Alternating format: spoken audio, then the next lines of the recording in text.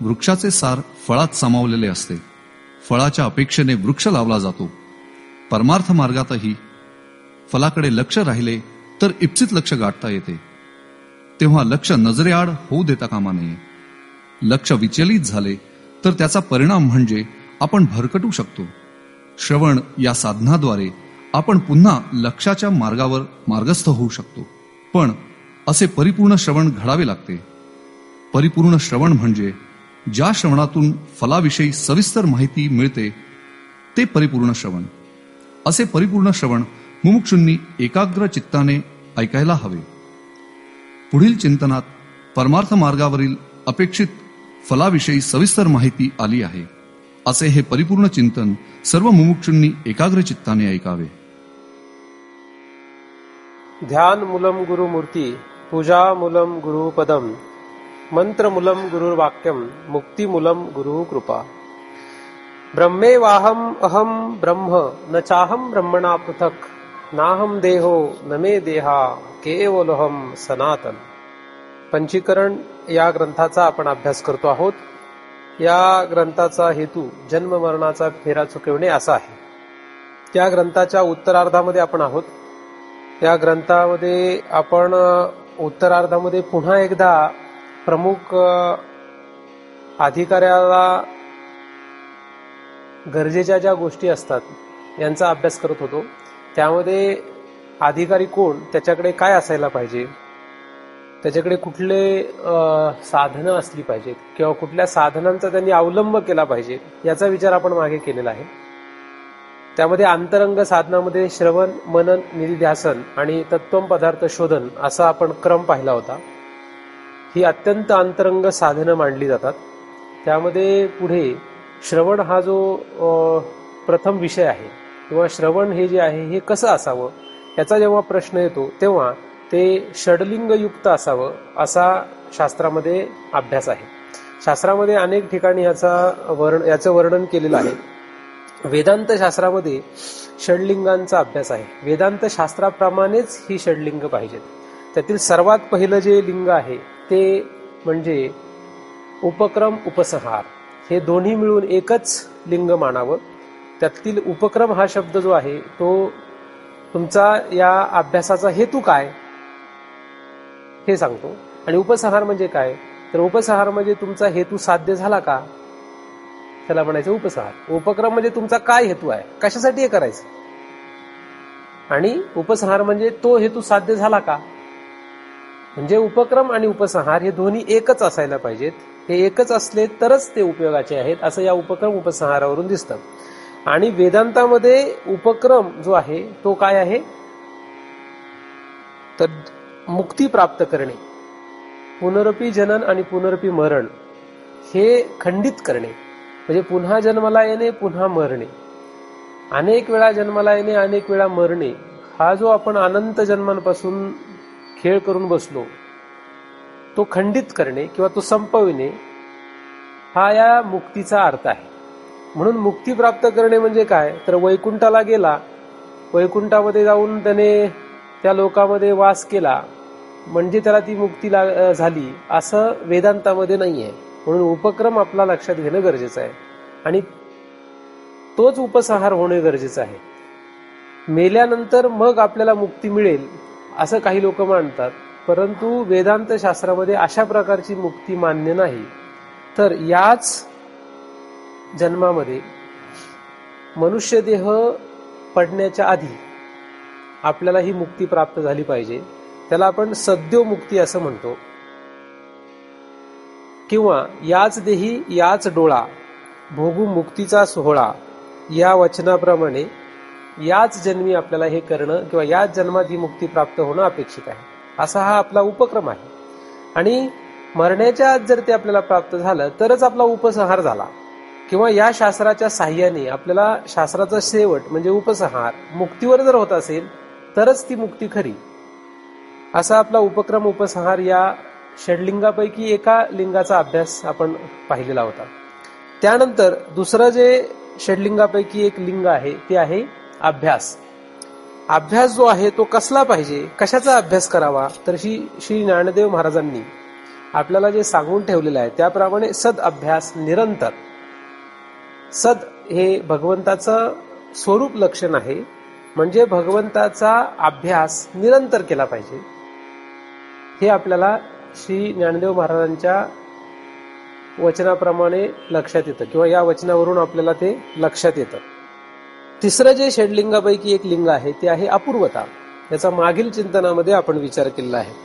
अपूर्वता म्हणजे पूर्व ते कधीही नाही, किंवा अपूर्वता म्हणजे याच्या आधी आपण कधीही ते पाहिलेलं नाही, त्याला म्हणतात अपूर्वता.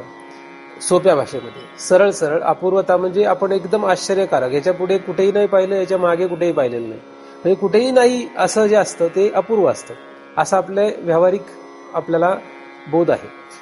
परमार्थाच्या रीतीने जर आपण विचार केला, परमार्थामध्ये याचा जर अभ्यास केला तर अपूर्वता म्हणजे कुठल्याही प्रमाणांना जो विषय होत नाही त्याला अपूर्व असं म्हणतात.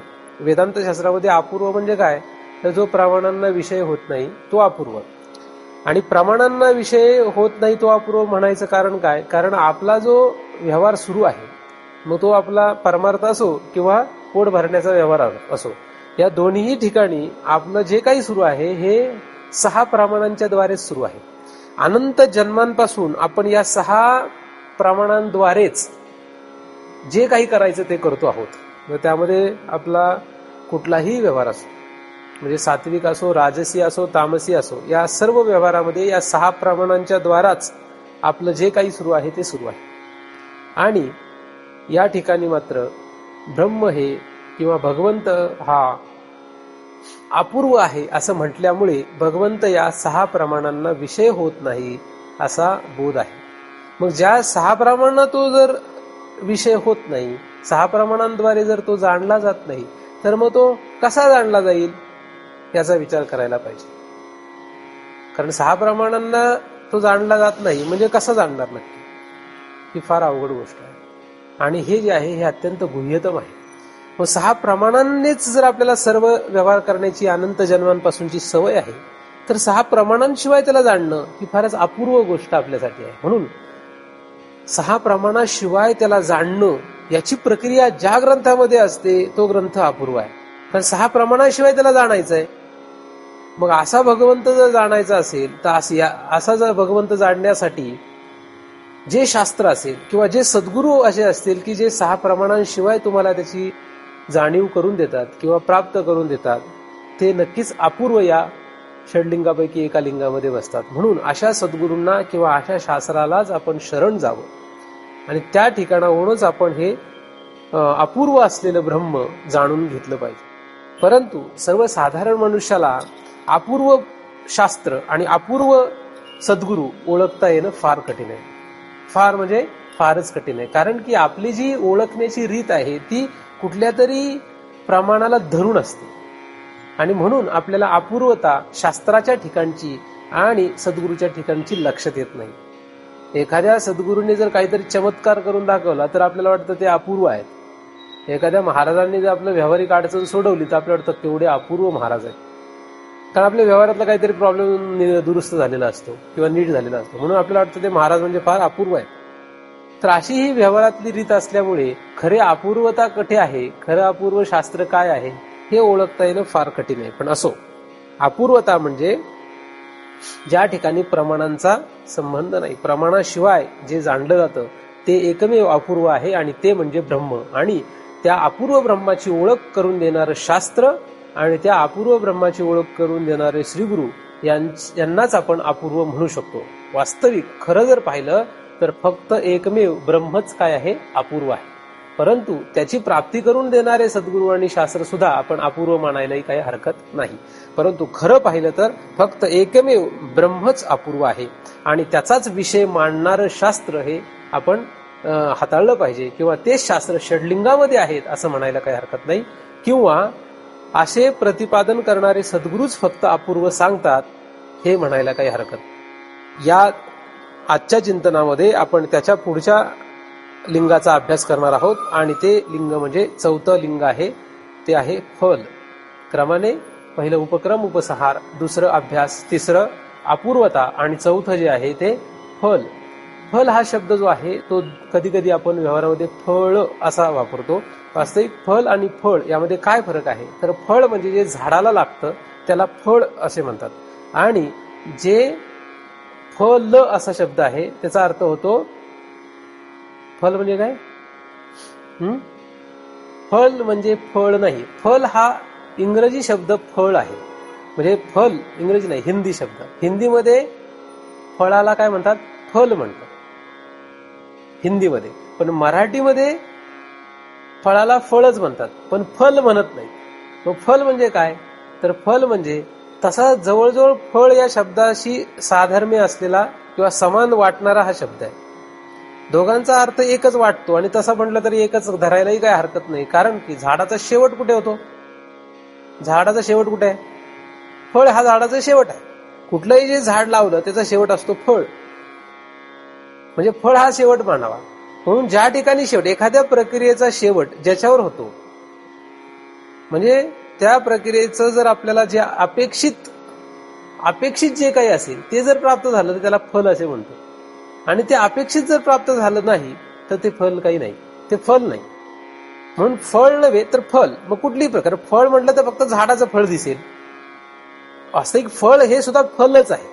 फळ एक आहे, हे झाडाचं फल आहे, पण झाडाचं असतं त्याला फळ म्हणतात. पण बाकीच्या कुठल्याही प्रक्रियेमध्ये जर अपेक्षित उत्तर आपल्याला सापडलं, अपेक्षित आपला पदार्थ आपल्याला हस्तगत झाला किंवा अपेक्षित विषय जर आपल्याकडे आला तर त्याला फल म्हणतात.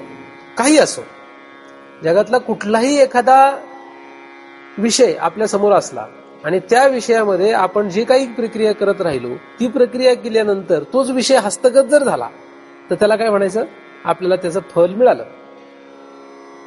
एखाद्याने समजा उदाहरणार्थ म्हणून एखादी पूजा घरामध्ये ठेवली, कुठल्या तरी देवादिकांची पूजा त्याने मांडली.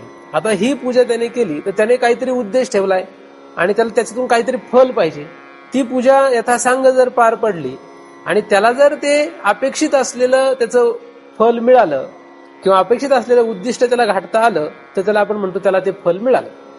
म्हणून फल मिळणं हे जे आहे हे आपल्याला कुठल्याही क्रियेमध्ये असू शकतं, म्हणजे ती स्थूल असू शकते, सूक्ष्म असू शकते, व्यावहारिक असू शकते, पारमार्थिक असू शकते. जगामध्ये कुठलाही मनुष्य फलाशिवाय काम करत नाही. फल असेल तरच काम करतो, त्यात फल नसेल तर कमी अधिक प्रमाणात त्याला फल पाहिजेच.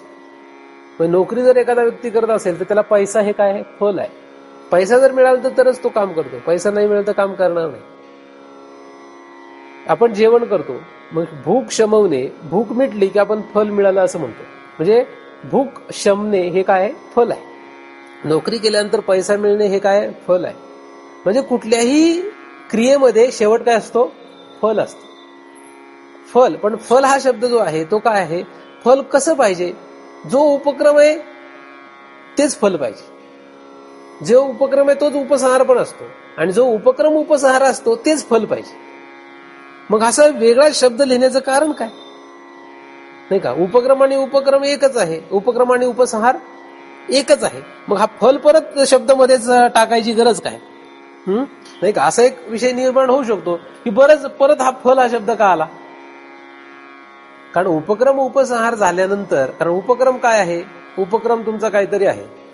पण उदाहरणार्थ एखाद्याने उपक्रम काय ठरवला की उपक्रम, पण उपक्रम हे काय, जसं घरामध्ये एखाद्या देवतेची पूजा मांडणे हा उपक्रम, आणि ती पूजा मांडली, ती पूजा मांडल्यानंतर जेव्हा ती पूजा यथासांग केली जाते, ती करत राहणे, पुन्हा पुन्हा ती केल्यानंतर शेवटी त्याचा उपसंहार होणे म्हणजे ती पूजा संपणे.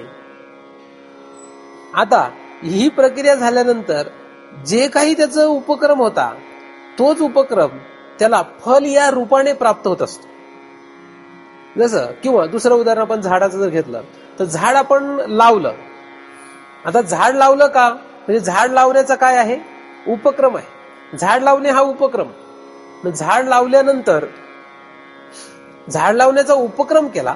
आता हा उपक्रम पुढे त्याला उपसंहार काय देईल, झाड लावणे हा झाला उपक्रम. मग झाड लावणे हा उपक्रम जर झाला तर तो उपक्रम का केला.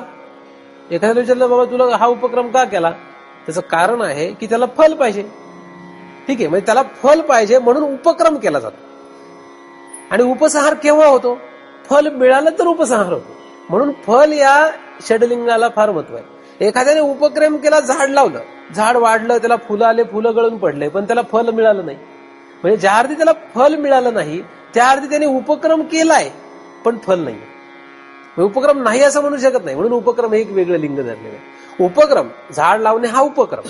झाड लावल्यानंतर ते वाढणे, त्याला फुलं येण्यापर्यंत ठीक आहे, पण ती फुलं जर गळून गेली, त्याचा मोहर गळून गेला तर, आणि त्याला फळं नाही लागली तर, उपक्रम करून सुद्धा त्याला फल हातात न आल्यामुळे त्याचा उपसंहार झाला नाही असं आपण म्हणतो. मग त्याचा शेवट झाला नाही.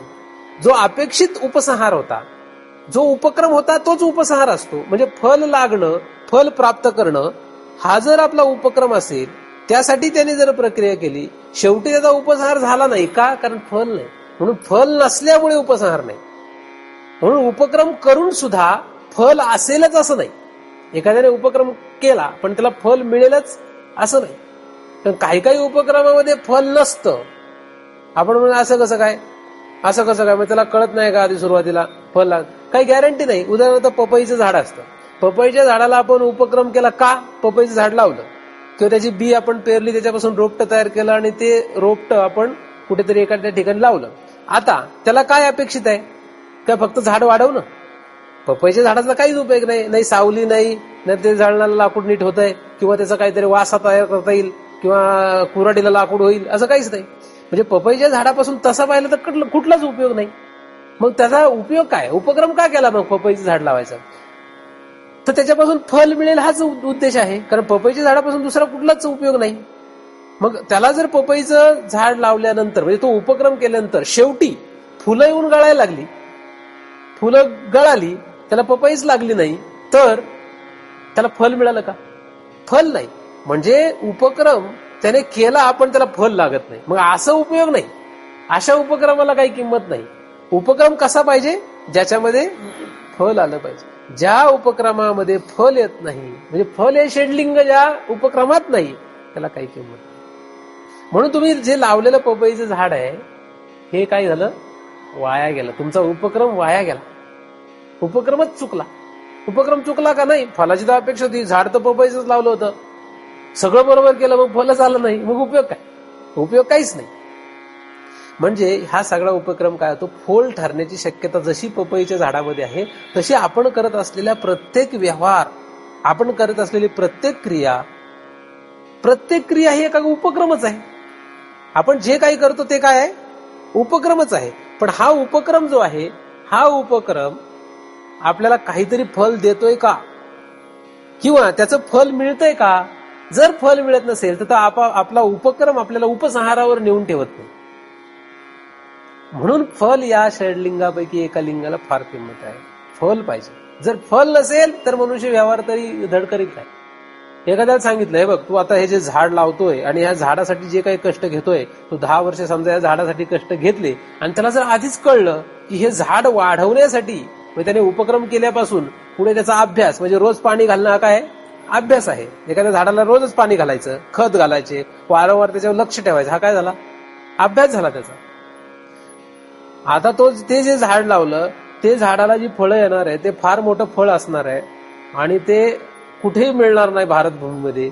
असं जर असेल तर ते अपूर्व फल आहे. आणि हे सगळं केलं आणि त्याला जर फलच लागलं नाही तर मग उपक्रम केला, अभ्यास केला, अपूर्वता त्या झाडामध्ये आहे, पण फल नाही, मग करणार म्हणजे त्याचा काही उपयोग? उपक्रम आहे, अभ्यास आहे, अपूर्वता आहे, पण फल नाही, मग उपयोग काय? म्हणजे फलाला किती किंमत आहे हे लक्षात येतं. कोणी असं करत नाही. जसं उदाहरणार्थ तिकडे उत्तर भारतामध्ये हिमालयाच्या जवळपास सफरचंदाची झाडं पिकतात. आता महाराष्ट्रामध्ये काही सफरचंदाची झाडं पिकत नाहीत. पण असं कुठे पाहिलंय का तुम्ही? महाराष्ट्रात कुठे गेलाय की महाराष्ट्रामध्ये बागाच्या बागा सफरचंदाच्या लावून ठेवल्यात? कारण त्यांना माहित आहे याच्यात काय मिळणार नाही? फल मिळणार नाही. त्यांनी जरी ठरवला हा उपक्रम करायचा तरी त्याला फल काही नाही. म्हणून फल नसल्यामुळे तो उपक्रमच कोण करेल का नाही सांगता येतं. पण त्यातल्या त्यात काही हुशार माणसं असे असतात की ते म्हणतात बघूया करूनच, मग ते उपक्रम तो करू शकतात, पण त्यांना फल लागेलच का याची काहीही शाश्वती नसते.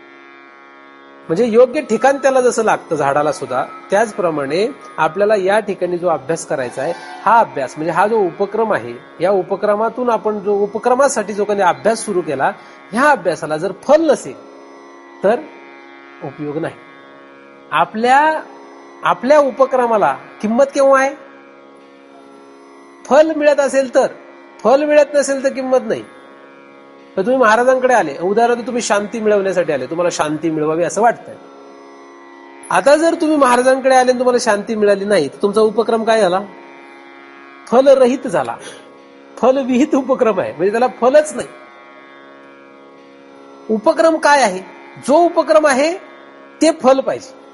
ज्याच्यासाठी उपक्रम केला, उपक्रम हा कशासाठी तरी असतो. उपक्रम कशासाठी आहे? फलासाठी उपक्रम असतो. म्हणून प्रत्येक जण म्हणू शकतो की आमचा जो उपक्रम आहे त्याला फल आहे. बरोबर आहे, आम्ही कुठे नाही म्हटलं. जसं एखाद्या मुलाला शाळेत पाठवलं, तर शाळेत पाठवण्याचा त्याने उपक्रम केला, 1ली, 2री, 3री, 4थी असं शिकला, 10वी पास होणे हे फल आहे. मग 10वीचं बोर्डाचं सर्टिफिकेट मिळणं हे जर फल असेल तर त्याला ते मिळालं पाहिजे. त्याला जर ते फल मिळालं नाही तर त्याचा उपक्रम, त्याने केलेला अभ्यास, त्या अभ्यासामध्ये, त्या उपक्रमामध्ये कुठे अपूर्वता असेल तर ती सगळी वाया गेली. फलच नाही हातामध्ये, कारण 10वीचं सर्टिफिकेट नाही. म्हणून कुठलाही उपक्रम करण्याच्या आधी व्यवहारामध्ये सुद्धा आपण कशावर लक्ष ठेवलं पाहिजे? फलावर लक्ष ठेवलं पाहिजे. आणि जर फलावर लक्ष ठेवत नसेल तर तो उपक्रम काही उपयोगाचा नसतो. शेतकऱ्याने जरी एखाद्या शेतीच्या तुकड्यामध्ये कुठलं तरी पीक घ्यायचं ठरवलं, तर त्याचं लक्ष कशावर असतं? फल, म्हणजे पीक काय येणार आहे, त्याचं लक्ष बाकीच्या गोष्टींवर नसतं, फलावर असतं. तसं या ठिकाणी सुद्धा आपलं फलावर लक्ष पाहिजे. आणि फलावर जर लक्ष नसेल तर आपला उपक्रम होल गेला. किंवा जर फल मिळत नसेल तर आपला उपक्रम होल गेला. फल काय आहे? वेदांत शास्त्रामध्ये काय फल आहे? वेदांत शास्त्रामध्ये म्हणजे उपनिषदांमध्ये असं लिहिलेलं आहे की आत्मवेत्ता हा शोकाला तरून जातो. आत्मवेत्ता शोकाला तरून जातो. म्हणजे जो आत्मवेत्ता होतो तो शोकाला तरून जातो, म्हणजे त्याला शोक राहत नाही. शोक हा शब्द दुःख म्हणजे शोक, परंतु दुःखाचा समानार्थी शोक शब्द आहे, परंतु दुःखाच्या पुढे येतो जरा जास्त. शोक हा शब्द आहे. शोक म्हणजे जन्म मरणाचा फेरा, हाच खरा शोक आहे. हा जो शोक आहे हा शोक तरून जातो. कोण? आत्मवेत्ता. हे याचं फल आहे. किंवा ब्रह्मवित ब्रह्मेव भवती, म्हणजे ब्रह्मवित ब्रह्मेव भवती, म्हणजे जो ब्रह्मवित होतो म्हणजे ब्रह्मज्ञानी होतो, तो काय होतो? अप्रोक्ष ब्रह्मज्ञानी जो होतो त्याला ब्रह्मवित म्हणतात. तर हा जो ब्रह्मज्ञानी आहे, अप्रोक्ष ब्रह्मज्ञानी महापुरुष आहे, तो काय होतो? ब्रह्मेव भवती, म्हणजे तो ब्रह्मरूप होतो. आणि ब्रह्मरूप होणं हे फल आहे. आपण भगवंत स्वरूप होणे किंवा जन्म मरणाचा फेरा पार करणे म्हणजे मुक्ती प्राप्त होणे हे फल आहे. हे फल वेदांत शास्त्राचं आहे. जर आपल्याला हे फल मिळत नसेल तर आपला काहीतरी उपक्रमामध्ये, अभ्यासामध्ये कुठेतरी आपली अडचण आहे, तेने करून आपल्याला हे फल मिळत नाही. या शास्त्राचा शेवट जर हे फल नसेल तर त्या शास्त्राला काही किंमत नाही. व्यवहारामध्ये सुद्धा असं काही कार्य आपण करत नाही की ज्याला फलच नाही. एखाद्याला विचारलं, का रे बाबा हे का करतो? आणि त्याला जर विचारलं, हे तू का करतोस? आणि त्याने सांगितलं, काय नाही, मला ह्याला काही फल नाहीये पण मी करतो, तर चालेल का? एखादा शेतकरी शेतामध्ये जर कुळव फिरवत असेल, नांगर फिरवत असेल, आणि त्याला आपण जर विचारलं, तू हे का करतोस? तर तो म्हणला, काय नाही, मला काम धंदा नाही म्हणून हे नांगर फिरवतोय, तर चालेल का?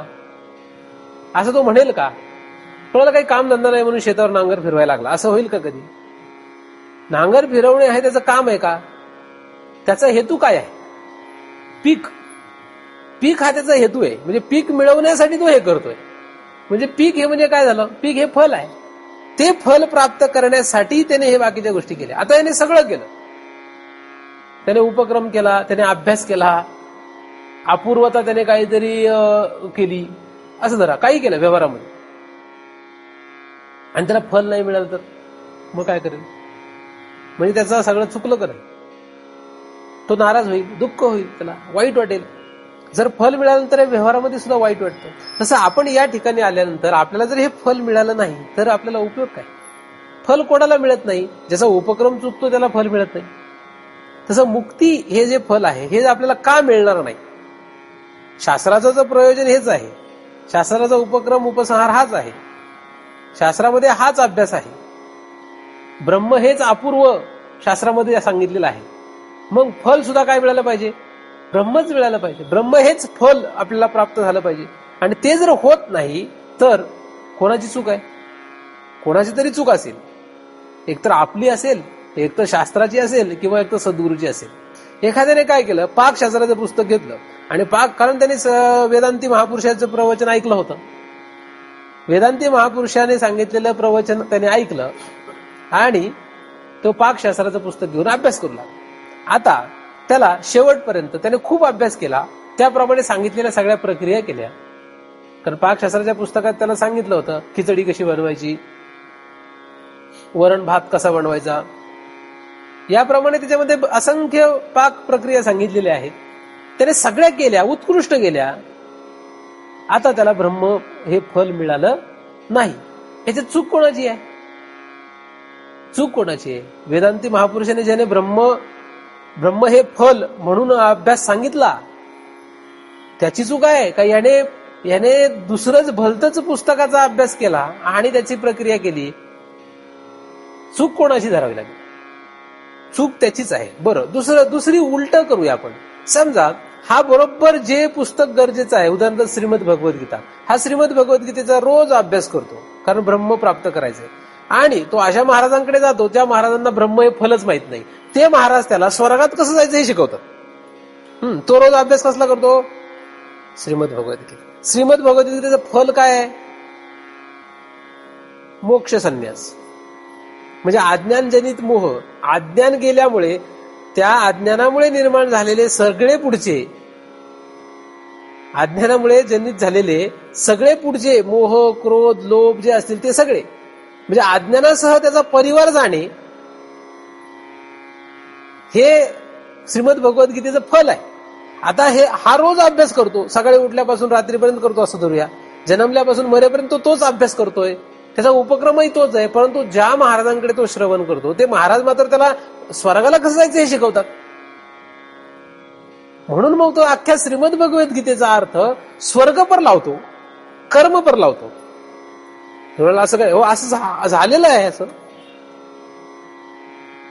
असे उदाहरण आहेत. असे महाराज पुण्यामध्ये असे महाराज होऊन गेले ज्यांनी अख्ख्या श्रीमद भगवद्गीतेचा अर्थ कर्म पर लावलेला आहे. म्हणजे बघा, आता शास्त्र कुठलं आहे? ब्रह्मशास्त्र आहे, ब्रह्मविद्या ज्याच्यामध्ये, पण त्याचा अर्थ कर्म पर. काय महाराजच चुकला? तुम्हीच चुकाल असं नाही, महाराज पण चुकू शकतो. म्हणजे ज्याचं आपण श्रवण करणार तो तरी ब्रह्मपर अर्थ आहे का नाही, किंवा तो सुद्धा त्याला जे फल आहे ते त्याला माहिती आहे का नाही. म्हणजे फल हे काही एकावर थोडी अवलंबून आहे. शेतकरी फार कष्टाळू आहे पण त्याची जमीन फार खडकाळ आहे, तर काय पिकविल तो? नाही का? खडकावर किती हुशार शेतकरी असला तर खडकावर पीक घेईल का? मुरमाड जमिनीत एक वेळ पीक घेईल पण खडकावर पीक घेईल का? त्याची जमीन म्हणजे खडकच अख्खा, मग त्याला पीक काय निघणार?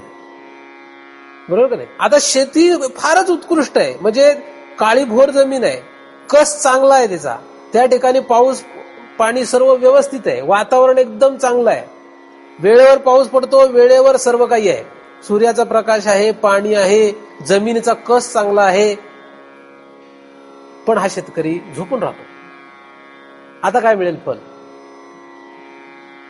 तरी फल नाही. म्हणजे फल मिळण्यासाठी काय काय अपेक्षा आहेत बघा. फल मिळण्यासाठी जमीन पण धड पाहिजे, शेतकरी पण धड पाहिजे, तरच फल मिळेल ना. आणि मधल्या प्रक्रियेत त्याने नीट केलं, दोघंही धड असले म्हणजे फल येईलच. पण ह्याचं लक्ष तिसरीकडे म्हणल्यावर फल काय यायचं? त्याचप्रमाणे जर साधकच धड नसेल तरी फल नाही, महाराजच धड नसेल तरी फल नाही, आणि मधलं शास्त्र ज्याच्या योगाने होणार आहे, म्हणजे महाराज म्हणा किंवा शास्त्र म्हणा, हे दोन्ही हुकले तरी फल नाही, आणि हाच हुकला तरी फल नाही. दोन्हीपणे काही हुकू द्या, फल मिळत नाही. म्हणून काय करायला पाहिजे? आपण बघायला पाहिजे की फल काय आहे. कोणाला फल आपल्याला काय पाहिजे, म्हणजे आपलं आपण ठरवलं पाहिजे. आपलं फल आपण ठरवलं पाहिजे की मला काय करायचंय. लोकांना विचारायचं. म्हणून ते शास्त्रामध्ये सुरुवातीला दिलंय, तुला मुमुक्षत्व आहे काय? श्रवण करण्याचा अधिकार कोणाला आहे? कोणालाही श्रवण करण्याचा अधिकार नाही. जरी तुम्ही श्रवण करत असले तरी सुद्धा तुम्हाला श्रवण करण्याचा अधिकार आहे का नाही? जर तुम्ही मुमुक्षु असाल तर या ग्रंथांचा अभ्यास करण्याचा तुम्हाला अधिकार. मुमुक्षत्व म्हणजे मुक्तीची इच्छा असणं, मुक्त होणे. पुन्हा पुन्हा जन्म मरणाचा फेरा हा अत्यंत वाईट आहे हे लक्षात घेऊन, हे कोणाकडूनही लक्षात घ्या, परंतु हे लक्षात घेऊन पुन्हा पुन्हा जन्म मरणाच्या फेऱ्यामधून आपण बाजूला होणे, बाहेर पडणे, याला मुक्तीची इच्छा म्हणतात. ही मुक्तीची इच्छा ज्याला असते त्याला मुमुक्षु असे म्हणतात. म्हणून जो मुमुक्षु असतो त्याला श्रवणाचा अधिकार आहे. आणि मुमुक्षु कोण होतो? ज्याच्याकडे षट संपत्ती आहे तो मुमुक्षु होतो. षट संपत्ती कोणाला मिळते? ज्याच्याकडे वैराग्य आहे. वैराग्य कोणाला होतं? ज्याच्याकडे विवेक आहे. विवेक कोणाला येतो? ज्याला संसारामध्ये दुःख येतं, किंवा जो सुकृत करतो, ज्याचं कर्म चांगलं, ज्याच्या क्रिया चांगल्या, जो कुठल्याही क्रिया चांगल्या रीतीने करतो त्याला विवेक होतो. किंवा जो संसारामध्ये अत्यंत दुःख भोगतो त्यालाही विवेक होतो. पण विवेकाच्या आधी ह्या गोष्टी आहेत. जो संसारामध्ये अत्यंत पवित्र काम करत राहतो, लाबाडी करत नाही, हेवे दावे करत नाही, कोणाशी भांडत नाही, वाकडं ठेवत नाही, असे विचित्रपणा अंगा ज्याच्या नसतो त्याला आपोआप पुढे विवेक तयार होतो. आणि विवेकाच्या पुढची ही संपत्ती तयार होते, फल एकातून एक तयार होतं. किंवा एखादा जर मनुष्य दुःखात आला, फार दुःख झालं त्याला, तरी त्याला विवेक जागृत होतो. अशा दोन्ही रीतीने त्याला विवेक होऊ शकतो. पण विवेक झाला तर, कारण एखाद्याला विवेक होत असेल तर एक तर त्याचं पूर्व सुकृत असतं, म्हणजे त्याने काहीतरी सुकृत केलेलं असतं, आज नाही तर काल, काल नाही तर परवा, असं कधी ना कधी केलेलं असेल, त्याच्यातून त्याला विवेक होतो. किंवा एखादा दुःख भोगायला लागला काहीतरी कारणाने, पापाचा अतिरेक, पाप केल्यामुळे त्याचं दुःख भोगावं लागतं, ते दुःख भोगावं लागलं तरी विवेक जागृत होतो. म्हणून परमार्थ करण्याचा अधिकार कोणाला आहे? पापी माणसाला सुद्धा आहे आणि पुण्यवानाला सुद्धा आहे. कारण पुण्यवान असेल तरी त्याला विवेक जागृत होईल, आणि पापी असेल तरी त्याला दुःखातून विवेक जागृत होईल. पण एवढंच, पापी माणसाची भीती काय आहे की पापी मनुष्य जो आहे तो त्याचं दुःख संपलं की पुन्हा माघारी जातो. कारण दुःख संपलं की पापी माणसाला त्याची भीती राहत नाही, तो पुन्हा विवेक त्याचा नष्ट होतो. मग पुन्हा तो पाप करतो, पुन्हा दुःख येतं, पण पुन्हा विवेक यायला लागतो. असं तो गटांगळ्या खात राहतो सारखा. अनंत जन्म अशा गटांगळ्या खाल्ल्या की मग तो कधीतरी इकडे चिटकून राहू शकतो. पुण्यवानाचं तसं नाही. पुण्यवानाचं कसं आहे? पुण्यवान जो असतो त्याचा विवेक झाला की तो माघारी जात नाही शक्य, तो पुढे सरकतो. त्याला षट संपत्ती, वैराग्य आणि मुमुक्षत्व या पायऱ्यांना त्याला पुढे जाता येतं. या पायऱ्यांवर आला की तो श्रवणाचा अधिकारी आहे. आणि असा श्रवणाचा अधिकारी जो मुमुक्षु पुरुष आहे त्याने हे लक्षात घेतलं पाहिजे की आपला उपक्रम जो आहे तो जन्म मरणाचा फेरा चुकवणे आहे. त्यासाठी आपल्याला ब्रह्मप्राप्ती होणं गरजेचं आहे. ब्रह्माची प्राप्ती म्हणजेच भगवंताची प्राप्ती, त्यासाठी आपल्याला त्याचा अभ्यास करावा लागेल. त्याचा अभ्यास केला तर कशाचा अभ्यास करावा? अपूर्व गोष्टीचा अभ्यास केला पाहिजे. ज्या 6 प्रमाणांनी आपण जगताचा व्यवहार करत आलो त्या 6 प्रमाणांच्या साह्याने त्याची प्राप्ती होत नाही. म्हणून ते अपूर्व असलेलं ब्रह्म कसं प्राप्त करावं हे कळण्यासाठी गुप्त शास्त्र आणि सद्गुरू यांच्या साह्याने आपल्याला फलाकडे लक्ष दिलं पाहिजे. फल, जो फलाकडे लक्ष देऊन काम करतो ना त्याचा अभ्यास त्याला सांगावंच लागत नाही, अभ्यास कर म्हणून. पण ज्याच्या फलाकडे लक्ष नाही तो टंगळ मंगळ करत राहतो. तो काय करतो? टंगळ मंगळ करतो. जसं उदाहरणार्थ एखाद्या शेतकऱ्याने जर त्याच्या शेतामध्ये उदाहरणार्थ गव्हाचं पीक घ्यायचं ठरवलं, त्याने ठरवलं की आपल्याला ह्या वावरामध्ये आता ह्यावेळेस काही हो गव्हाचं पीक घ्यायचंय आणि कमीत कमी 10 पोती झाली पाहिजेत असं त्याने ठरवलं. आता त्याचं लक्ष कशावर आहे? 10 पोती गहू हे त्याचं टार्गेट आहे. आता असं त्याचं एकट्याचं टार्गेट आहे, त्याच्या बायकोला ते माहित नाही. मग हा नियोजन करतो की ह्या कधी ते गव्हाचं बी आणलं पाहिजे, कधी ते वावरात पेरलं पाहिजे, त्यासाठी मशागत कधी केली पाहिजे, पाण्याचं नियोजन कसं केलं पाहिजे, हे सगळं तो करतो. आता त्याच्या सोबत असलेल्या बाकीच्यांना त्याचं काही नियोजनच नाही. याने बरं हा जर असेल की नाही सगळ्यांना सांगून बघावं, तर जेवढे त्याचे ऐकतील, समजा घरात 6 माणसं आहेत, हा धरून 6 माणसं आहेत, उरलेले जे 5 लोक आहेत, हे 5 लोक ह्याचं हे जे प्रयोजन आहे, ह्याचा जो उपक्रम आहे ते ऐकतीलच थोडंच आहे. ठीक आहे, हा घरातला प्रमुख आहे म्हणून ते म्हणतील ठीक आहे गहू 10 पोती कमवायचे आहेत किंवा गव्हाचं 10 पोत्याचं फल प्राप्त करायचंय म्हणून तो सांगेल त्याप्रमाणे ते करतील. पण ते सगळे त्याप्रमाणे करतीलच का? जेव्हा हा कर्ता पुरुष वावरात जाईल तेव्हा तो मात्र 10 पोत्याच्या हिशोबानेच काम करेल. आणि त्याची पोरं, त्याची बायको ही जेव्हा वावरात जातील तेव्हा ती म्हणतील जाऊ दे, काय 8 झाली तरी काय फरक पडतो, 5 झाली तरी काय फरक पडतोय, अशी ती टंगळमंगळ करीत काम करते. हा फरक आहे त्याचा. म्हणून उपक्रम उपसंहार जो आहे, या उपक्रम उपसंहारामध्ये पुढे फल हे फार महत्वाचं आहे. फल आपल्याला जर हे फल आहे असं लक्षात आलं किंवा हे फल प्राप्त करायचं असं जर आपण लक्षात घेतलं तरच आपण आपला उपक्रम पक्का करू शकतो, तरच आपण अभ्यास करू शकतो.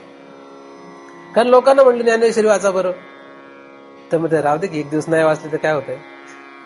लोक काय म्हणतात, महाराज राहू दे एक दिवस काय वाचले तर उद्या वाचतो ना, उद्या 10 जास्त वाचील. काही काही लोक तर आठवडाभर सुद्धा वाचत नाही, जाऊ दे काय पुढच्या आठवड्यात जास्त वाचतो.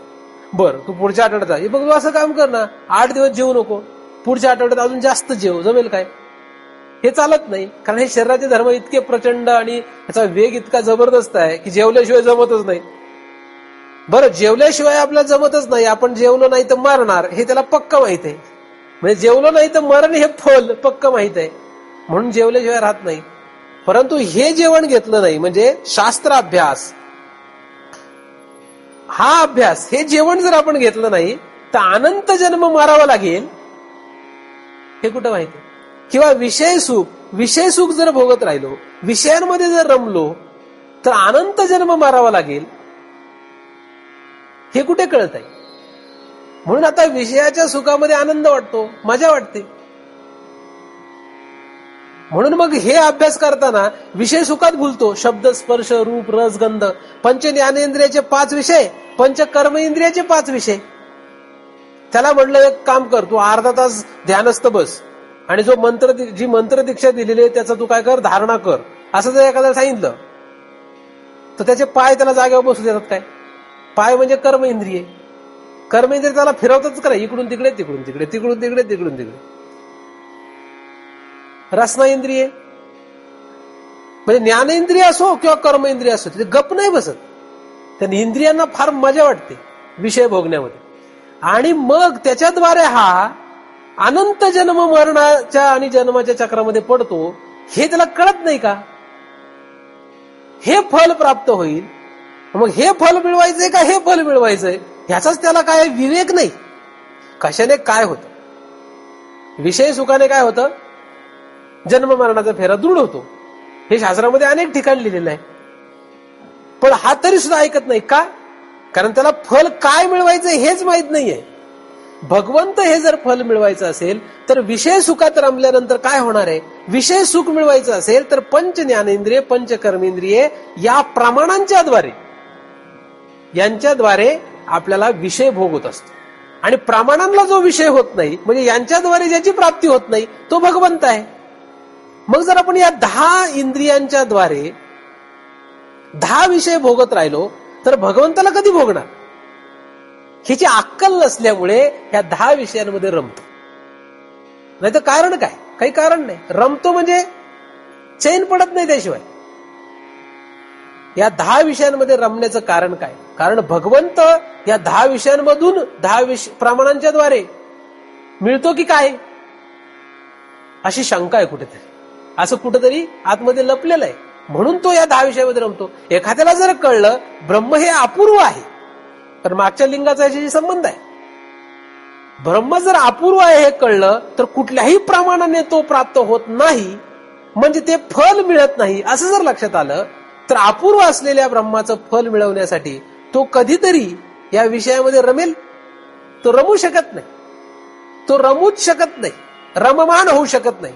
खाल्लं तर खाईल, नाही खाल्लं तर उपाशी राहील.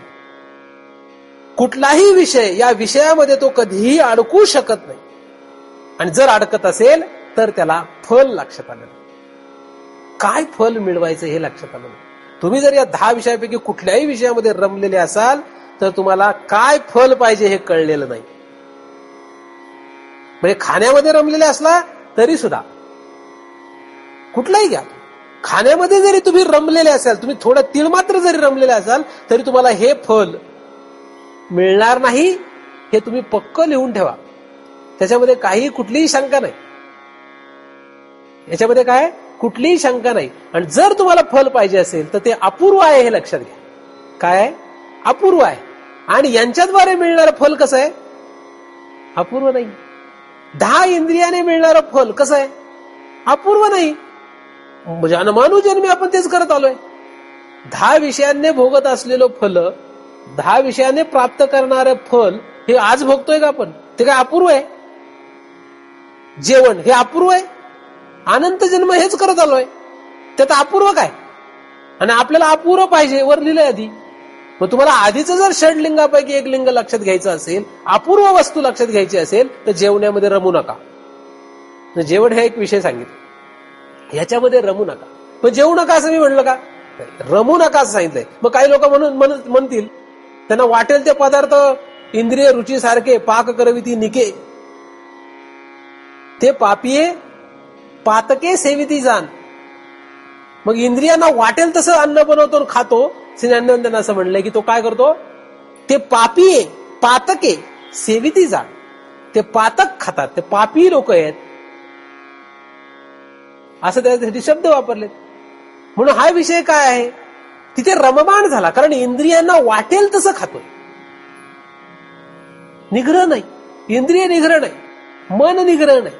मग जर इंद्रिय निग्रह मन निग्रह नसेल तर जेवण करताना त्याच्यामध्ये तो काय झालेला आहे? रममाण झालेला आहे. आणि रममाण झालेला असल्यानंतर त्याला कधीही अपूर्व ब्रह्माकडे जाण्याचा अधिकार राहत नाही.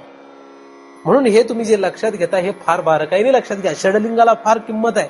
षडलिंग युक्त श्रवण असेल तरच तो जन्म मरणाच्या फेऱ्यातून बाहेर पडेल. आणि तुम्ही हे लक्षात नक्की घ्या की या 10 विषयांमध्ये रममाण होणारा अपूर्व ब्रह्माकडे कधीच जाऊ शकत नाही.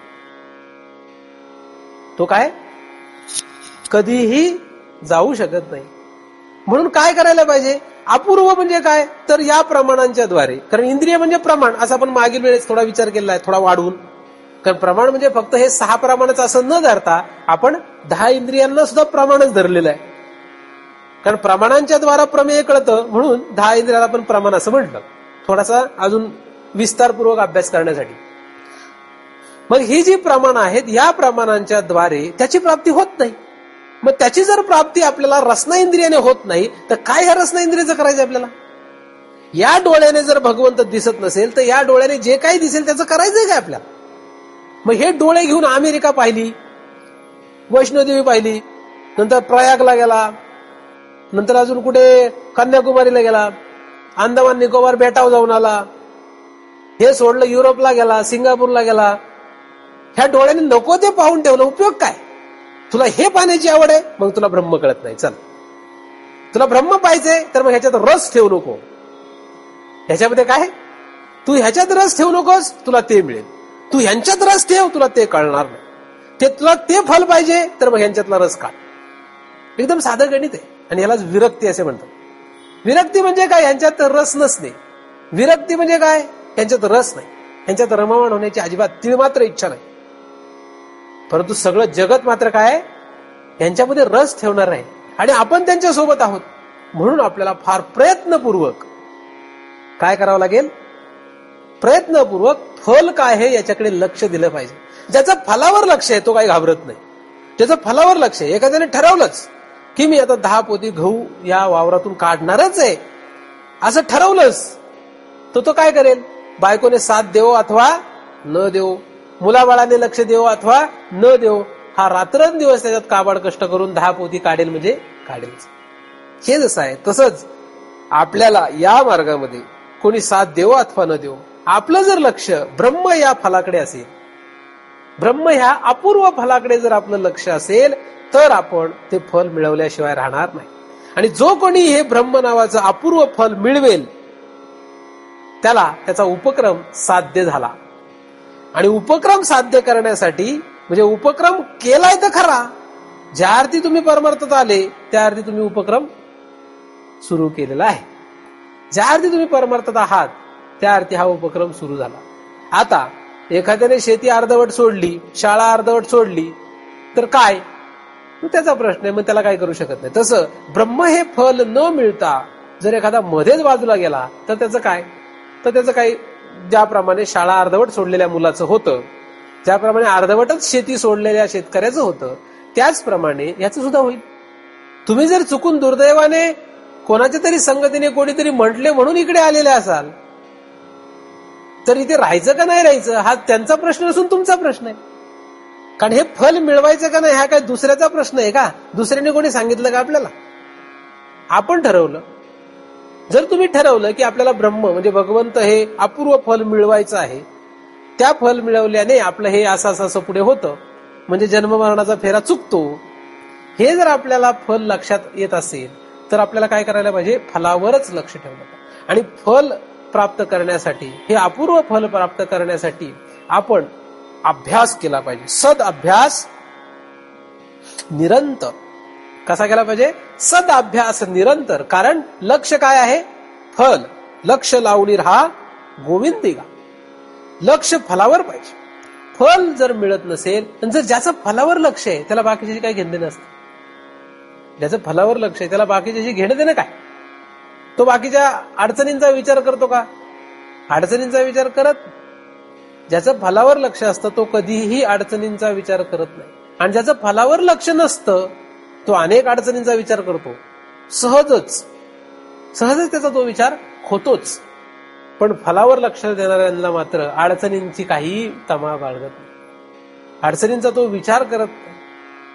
जसं उदाहरणार्थ एखाद्या स्त्रीचा एखादा छोटं मूल आजारी पडलं, तर हे आजारी मूल जर डॉक्टरकडे घेऊन जायचं असेल तर तिच्याकडे काही साधन नाही, रात्रीची वेळ आहे, पाऊस पडतो आहे, तत्सम कितीही अडचणी असल्या, डॉक्टरचं दुकान म्हणजे ते दवाखाना बंद झालेला आहे, त्या कुठल्याही अडचणींचा ती विचार न करता त्या मुलाला घेऊन ती कुठे जाते? डॉक्टरच्या दारात जातेच. आणि डॉक्टरचा दरवाजा, आता एवढी रात्र झाली मग मी डॉक्टरचा दरवाजा कसा ढोठावू असंही ती म्हणत नाही. तो झोपलेला असेल, रागवेल असंही म्हणत नाही. पाऊस पाणी, अडचणी, रात्रीची वेळ, कोण काय म्हणेल, डॉक्टर उठेल का नाही, त्याचा दरवाजा ठोठावू का नको, उठला तर रागवेल की काय, रागावला तर त्याचे पाय धरायची तीच तयारी असते, त्याच्यासमोर रडण्याची तयारी असते, रडून गागून त्याच्याकडून ती तिच्या मुलासाठी औषध घेण्याची तयारी असते. कुठल्याही अडचणींची ती तिला अडचणी वाटत नाही. कारण फल महत्वाचं आहे. मुलाला बरं करणं हे तिच्यासाठी फल आहे.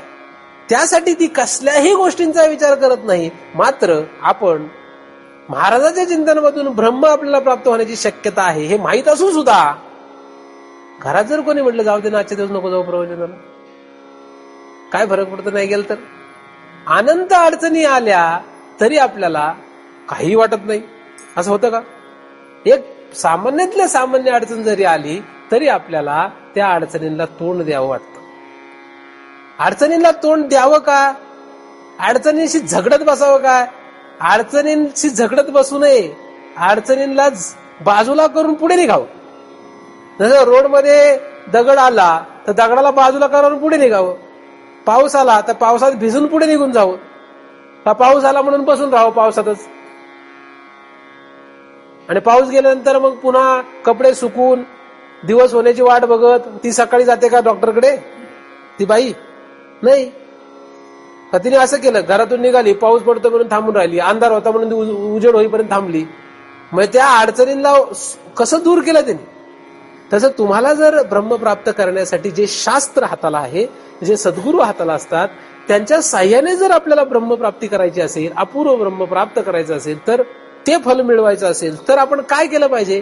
कोणाचा विचार करावा? मग हे फल प्राप्त करण्यासाठी कोणाचा विचार केला पाहिजे? इंद्रियांचा. इंद्रिय म्हणतात नको नको नको, आता आपल्याला ब्रह्म नको, आता तू सध्या विषयच भोग. मग या इंद्रियांचा विचार करावा काय? एक वेळ खायला नाही मिळलं तरी चालेल, पण तरी सुद्धा काय केलं पाहिजे? शास्त्र अभ्यास केला पाहिजे, सदाभ्यास केला पाहिजे. जेवायला नाही मिळालं तरी चालेल. खरं पाहिलं तर आजकाल आपण काय आहे की सर्वच जण पहिला पोटाचा विचार करतो, पहिला जेवण्याचा, म्हणजे पहिले हे विषय आधी पोट भरलं पाहिजे आणि मग शास्त्र अभ्यास केला पाहिजे असा विचार करतो. वास्तविक तसं नाहीये. वास्तविक रचना म्हणजे ह्या विषयाचा विचार न करता ब्रह्म हा विषय पाहिजे.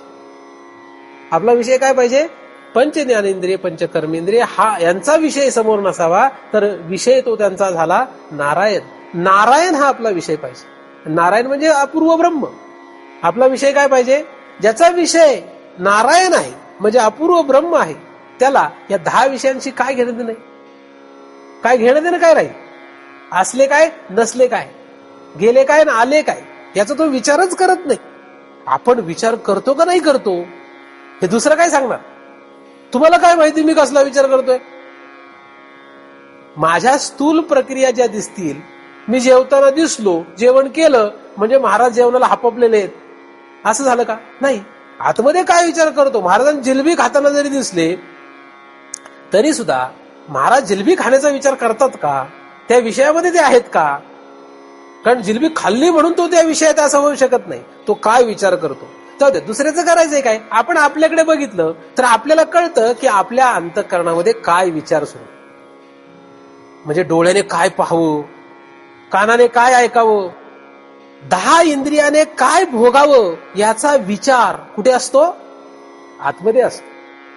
आतमध्ये तो विचार सदैव चालू असतो आणि तो आपल्या शेजारी बसलेला मनुष्य सुद्धा जाणत नाही.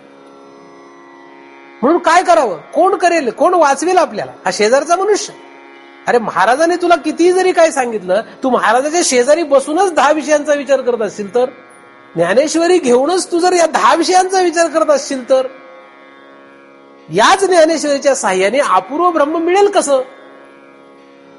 नाही का? फल तुला काय पाहिजे? ज्ञानेश्वरी हातात आहे आणि अंतःकरणात विषय मात्र काय आहे? वेगळा आहे. मग काय होईल? अंतरी विषयांशी थारा अशी एक ओवी आहे. अंतरी काय? अंतरी विषयांशी थारा. अंतरात विषयांना थारा आहे आणि इकडे बाहेर सदाभ्यास निरंतर असं जरी केला तरी उपयोग काय? उपयोग काय नाही. म्हणजे फलावर लक्ष नाही. ही अडचण कुठे येते? हे कशामुळे होतंय हे लक्षात घ्या. मी काय तुम्हाला तुमचे दोष नाही दाखवते. तुमच्याच सारख्या परिस्थितीमधून मी अनंत वेळा गेलोय. मी एक तुमच्यातलाच एक जण आहे. अनंत वेळा ह्या परिस्थितीला मी झगडलोय. अनंत वेळा मी हे विषय समोर पाहिलेत आणि पुन्हा पुन्हा पुन्हा पुन्हा पुन्हा पुन्हा हाच विचार करून की अंतरी कशाला थारा पाहिजे, अंतरी कशाला थारा पाहिजे हे कळलं पाहिजे. म्हणजे आपण काय केलं पाहिजे? आपलं लक्ष फलावर पाहिजे. फल काय?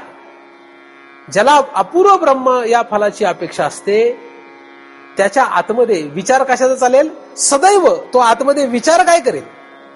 तो विचार करेल की या 10 प्रमाणांच्या द्वारा जर ती अपूर्व वस्तू कळत नसेल तर या 10 विषयांशी 10 प्रमाणांशी मला काहीही घेणं देणं नाही. म्हणून त्याची 10 इंद्रिये जी वळवळ करतात ती वळवळ करणार नाही.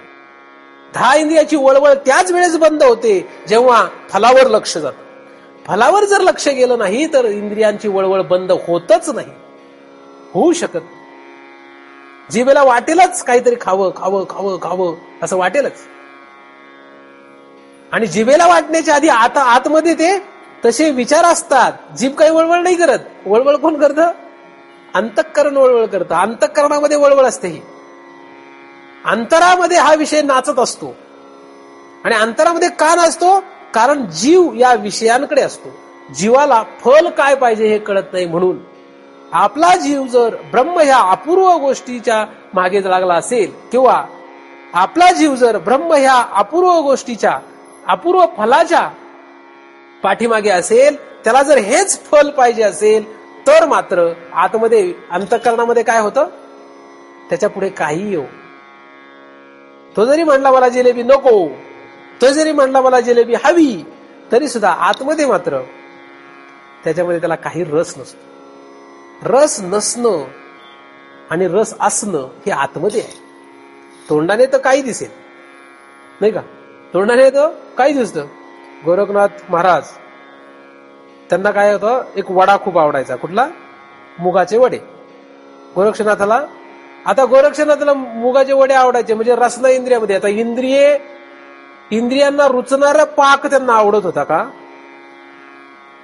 असं जर म्हटलं तर मग गोरक्षनाथ हे सिद्ध पुरुष ठरत नाहीत. अलग लक्षात. म्हणून त्यांच्यावर दोष निर्माण होतो.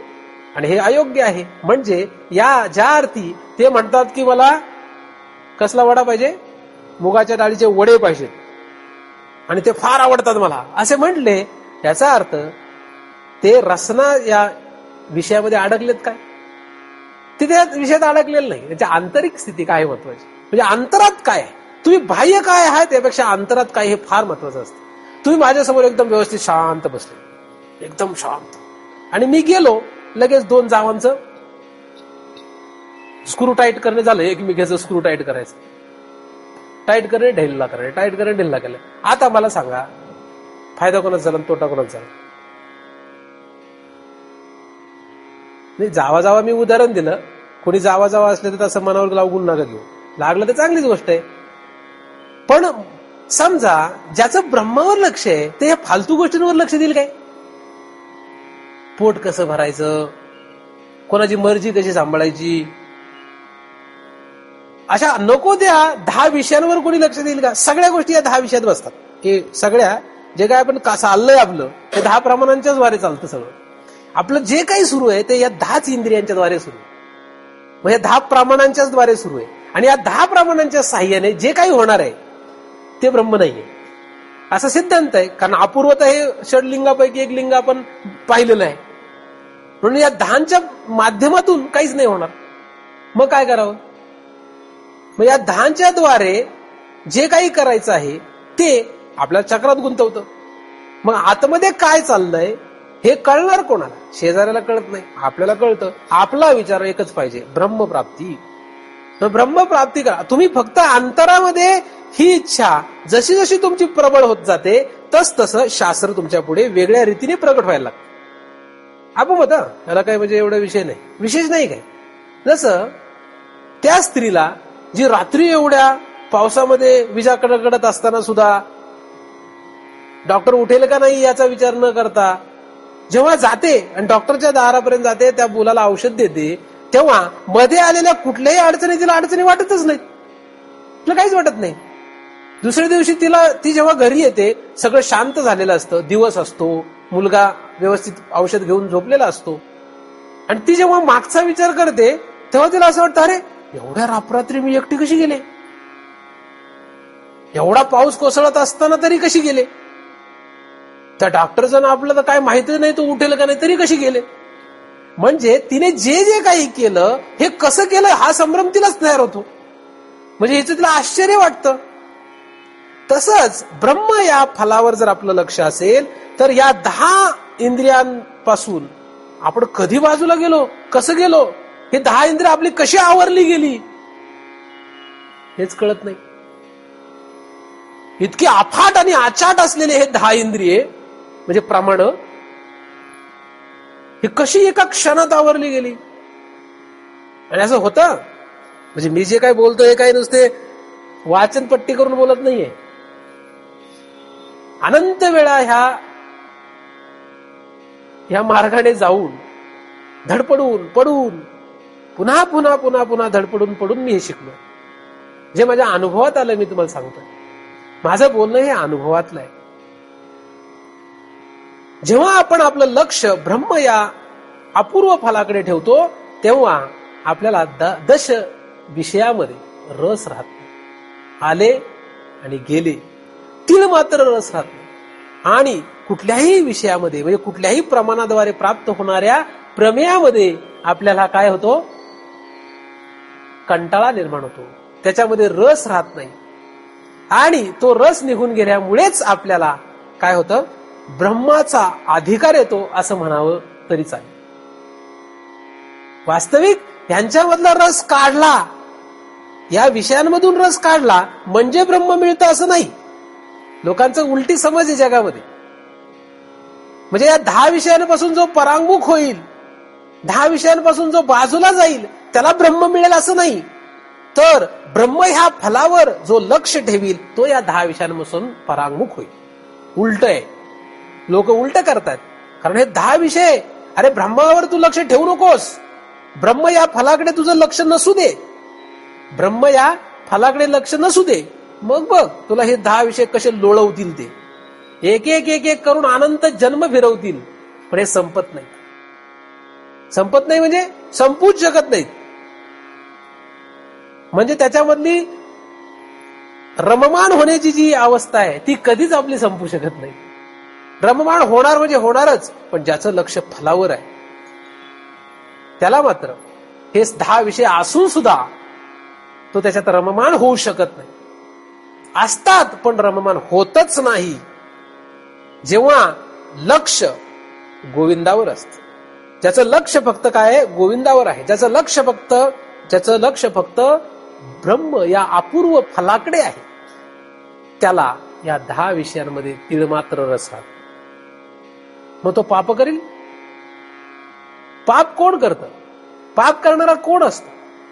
ज्याला विषय भोगण्यासाठी काहीही करण्याची तयारी असते तो पापी असतो.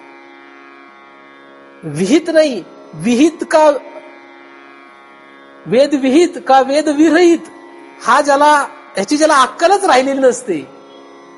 भोगासाठी जो अत्यंत दरिद्री झालेला असतो, दीन झालेला असतो, नको ते करण्याची त्याची सहज प्रवृत्ती असते, त्याला अपूर्व असलेल्या ब्रह्माशी काही घेणं देणं नसतं.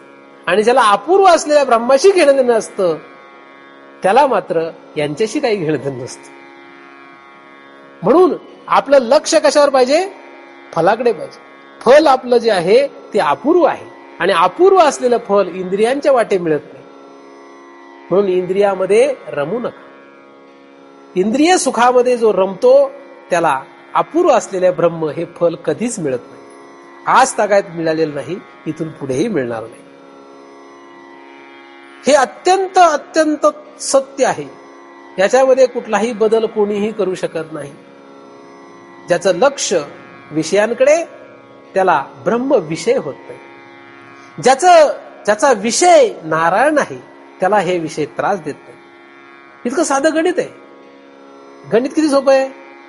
ज्याचं लक्ष विषयांकडे त्याला नारायण प्राप्त होत नाही, आणि ज्याचा विषय नारायण आहे त्याला हे विषय त्रास देत नाही. जसं त्या बाईचं लक्ष कशावर आहे? मुलाच्या ट्रीटमेंटवर आहे, म्हणजे त्याला औषधे मिळेल. मग त्याला ही वीज कडाडली तरी भीती दाखवत नाही. कडाडते ती वीज. ती जेव्हा पावसात येते तेव्हा वीज जोरात कडाडते, पण तिला भीती तिळमात्र वाटत नाही. पाऊस धोधो कोसळतो पण त्या पावसाने ती भिजते, पण तरी सुद्धा ती भिजत नाही. विजेचा कडाडणारा आवाज तिच्या कानठाळ्या बसवतो, पण ते कानठाळ्या बसत नाही. पाऊस तिला भिजवतो पण ती भिजत नाही. डॉक्टर काय म्हणेल ही भीती, ती भीती तिला दाखवत असते. भीती तिला भीती दाखवते, पण ती घाबरत नाही. लोक काय म्हणतील, एवढ्या रात्री अपरात्री बाई कुठे पळाली, ही लज्जा तिला राहत नाही. का? कारण फल काय आहे. तसं ज्याला ब्रह्म या फलाची अपेक्षा आहे त्याला नवरा काय म्हणेल, बायको काय म्हणेल, ही लज्जा राहत नाही. कशाचाही विचार राहत नाही. हे तर मी बाह्य गोष्टी सांगत बसलो तर खूप मोठ्या होतील. प्रमुख आपल्या स्वतःकडे जी 10 इंद्रिय, 10 इंद्रिय आहेत, या 10 इंद्रियांशीच घेणं देणं राहत नाही. म्हणून देह असून सुद्धा, देहाचे विषय, या इंद्रियांचे विषय असून सुद्धा ते नसल्यासारखे होतात. आणि अशी स्थिती जर तुमची झाली तरच तुम्हाला अपूर्व ब्रह्म कळण्याचं, म्हणजे अपूर्व ब्रह्म हे फल प्राप्त करण्याचा अधिकार येतो. हे ब्रह्म प्राप्त करण्याचं एक लिंग आहे. लिंग म्हणजे खूण आहे. ही काय? षडलिंग आहे. हे 6 खूण आहेत. या 6 खुणेने जो श्रवण करेल, जो या 6 खुणेने श्रवण करेल त्याचंच काम होणार आहे. 6 खूण आहेत. या 6 खुणेमधली प्रत्येक खूण महत्वाची आहे. असं नाहीये की एकच खूण महत्वाची आहे. या 6 खुणांमधली काय? प्रत्येक खूण महत्वाची आहे. त्यातली ही फल नावाची एक खूण आहे. फलावर लक्ष ठेवलं तर त्याला काहीही भीती जशी व्यवहारात राहत नाही, त्याचप्रमाणे आपलं जर फल भगवंत हे असेल, कारण का भगवंत प्राप्तीनेच जन्ममरणाचा फेरा चुकतो असा सिद्धांत आहे. जन्ममरणाचा फेरा चुकण्यासाठी ब्रह्मज्ञान पाहिजे. ज्ञानमार्गामध्ये काय? ब्रह्मज्ञान पाहिजे. आणि ब्रह्मज्ञान हे ब्रह्माशी एकरूप झाल्याशिवाय होत नसतं. त्याच्याशी वेगळं राहून, त्याच्यापासून वेगळं राहून कधीही ब्रह्मज्ञान होत नाही. त्याच्याशी अन्वय केल्याशिवाय, त्याच्याशी एकरूपता साधल्याशिवाय कधीही त्या ब्रह्माचं ज्ञान होत नाही. म्हणून त्याच्याशी एकरूप व्हायचं असेल तर तो पहिल्यांदा कळून घ्यावा लागतो. म्हणून त्याला कळून घेणे, त्याला जाणून घेणे ही एक पायरी, आणि त्याच्याशी एकरूप होणे एक पायरी. त्याच्याशी एकरूप व्हायचं जर असेल तर त्या एकरूप होण्यासाठी, त्याला जाणून घेण्यासाठी आपल्याला कशाचं साह्य घ्यावं लागेल हेही विचार केला पाहिजे. हे या ठिकाणी जरी दिसत नसलं तरी सुद्धा अपूर्व असं त्याचं एक लिंग आहे. ब्रह्माचं लिंग आहे. हे कशाचं लिंग आहे? अपूर्व. अपूर्व हे ब्रह्मासाठी वापरण्यात आलेला शब्द आहे. आणि अपूर्व असलेलं फल म्हणजे ब्रह्म हे जर प्राप्त करायचं असेल तर मध्ये येणाऱ्या कुठल्या अडचणींचा आपण विचार करू? सांगा मला, कुठल्या अडचणींचा विचार करू? व्यावहारिक कुठल्या गोष्टींचा तुम्ही विचार कराल? कशाचा विचार कराल? ब्रह्म तुम्हाला प्राप्त करायचंय असं जर तुमचा निर्णय असेल तर तुम्ही कुठल्या गोष्टीचा विचार करा मला सांगा. ब्रह्म प्राप्ती करण्यामध्ये तुम्हाला कोणीही अडवू शकत नाही, कारण फलावर लक्ष आहे. म्हणून कशावर लक्ष आहे? फलावर लक्ष आहे. म्हणूनच आपण आपल्या या वाटेमध्ये येणाऱ्या कुठल्याही अडचणींना अगदी सहज सामोरे जातो. म्हणून ज्ञान मार्ग हाच अत्यंत उत्कृष्ट मार्ग आहे.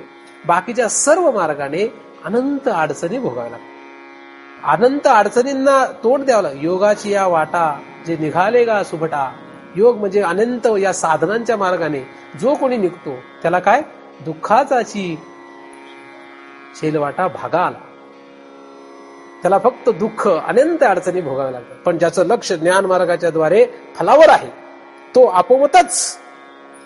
पण त्यात तुम्हाला आधी जे महत्वाचे 2 भाग सांगितले ते आधी पुन्हा लक्षात ठेवा की शेतकरी आणि शेती हे दोन्ही चांगले लागते, नाही का? तसं आपण स्वतः चांगले पाहिजे. म्हणजे तुम्ही दुसऱ्यांचं काय तुमच्या हातात नाही. महाराज कोण असतील, महाराजांचं काय तुमच्या हातात आहे? काही नाही. आपलं स्वतःचं आपल्या हातात आहे. ज्याचं लक्ष फलावर आहे त्याला महाराज सुद्धा योग्यच भेटतात. मी योग्य नसेल, मी तुमच्यासोबत राहणार नाही. तुम्ही योग्य नसाल तर तुम्ही माझ्यासोबत राहणार नाही. शास्त्र योग्य नसेल तर ते शास्त्र आपल्या हातातून निसटेल. हे लक्षात ठेवा. पक्के नियम आहेत सृष्टीमध्ये, अत्यंत एकदम. ईश्वर हा कोणालाही अडवत नाही. ईश्वराने कधीही कोणाला प्रतिबंध केलेला नाही. ईश आणि ईश निर्मित पदार्थ हे कधीही कोणाला प्रतिबंध करत नाही. लक्षात, कधीही कोणाला प्रतिबंध करत नाहीत. म्हणून आपणच आपला घात करत असतो. आपणच आपलं ठरवलं पाहिजे की आपल्याला काय फल पाहिजे. आपलं फल जर ब्रह्म हेच असेल, मग तुम्ही म्हणाला ब्रह्म हे कुठं काय माहिती, अपूर्व कुठं काय माहिती. एक लक्षात ठेवा, आतमध्ये अंतरामध्ये एक गोष्ट लक्षात ठेवा की जो कोणी तू भगवंत असशील, जसा कसा असशील, त्या तुला मी प्रार्थना करते की मला फक्त तूच फल पाहिजे, बाकी मला दुसरं काही फल नको. तुझ्याशिवाय मला काही फल नकोय, असं सदैव त्याला जर अंतरामध्ये आपण आळवत राहिलो, त्यालाच जर प्रार्थना करत राहिलो, माहित नाही कोण आहे कुठे आहे काही नाही, याला मानस पूजा पण म्हणतात, असं जरी तुम्ही करत राहिले तरी सुद्धा आपोमत तुम्ही याच ठिकाणी या, म्हणजे याच विषयावर या. आणि त्या भगवंताच्या अपूर्व असलेल्या ब्रह्माच्या फलाच्या प्राप्तीने आपला जन्म मरणाचा फेरा चुकणे हा उपक्रम उपसंहारावर जाईल. आणि हेच करण्यासाठी आपल्या सर्वांना जे काही गरजेचं आहे, या वाटेवर चालण्यासाठी जे काही सहाय्यक असेल ते आपल्याला प्राप्त हो. हेच ज्यांच्या कृपेने हे चिंतन निर्माण झालं त्या सद्गुरूंच्या चरणी अर्पण करतो आणि इथेच पूर्ण विराम. पुंडलिक वरदा हरी विठ्ठल. श्री ज्ञानदेव तुकाराम पंढरीनाथ भगवान की जय. माऊली ज्ञानेश्वर महाराज की जय. जगद्गुरु तुकाराम महाराज की जय. सद्गुरुनाथ भगवान की जय.